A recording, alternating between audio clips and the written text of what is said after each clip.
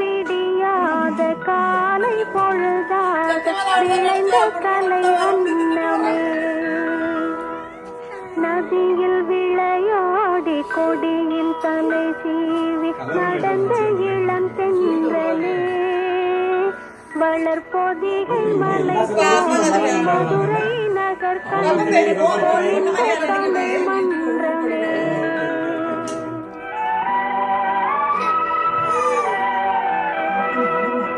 மலர்ந்து மலராத பாதி மலர் போல வளரும் விழி வண்ணமே வந்து விடியும் விடியாத காலை பொழுதாக விளைந்த கலை அன்னமே.